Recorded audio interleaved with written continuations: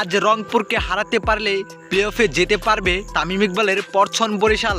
এমন সমীকরণে প্রথমে টসে জিতে ব্যাটিংয়ের সিদ্ধান্ত নিয়েছিল তামিম ইকবালের পরছন বরিশাল। তবে শুরুতে ব্যাটিংয়ে নেমেই শুরুতে অফ হিলিংয়েই ব্যাটিং তাণ্ডব চালিয়েছিলেন তামিম ইকবাল, কেননা মাত্র 4 ওভারে 40 রান তুলে নিয়েছিলেন তামিম ইকবাল। তবে 5 নম্বর ওভারে সাকিবের প্রথম বলেই ক্যাচ আউট হয়ে টেবিলে এনে ফিরেন তামিম ইকবাল। পরে আবারও ব্যাটিং তাণ্ডব চালিয়েছিলেন কায়েল মায়াসের ব্যাটিং তাণ্ডবে 10 ওভারে 100 রান তুলে ফেলেন তামিম ইকবালের পরছন বরিশাল। এদিন তাদের ব্যাটিং তাণ্ডব দেখে মনে হচ্ছিল 250 রান করে ফেলবে পরছন বরিশাল। তবে ইনিংসে 13তম ওভার করতে এসেছিলেন আবু হেদারের এই ওভারে তিনটি উইকেট হারায় কায়েল মায়াস ও সৌম্য সরকার ও মুশফিকুর রহিমের আউট নিয়েছিলেন তিনি। তারপরে আবারও 15তম ওভার করতে এসেছিলেন তিনি।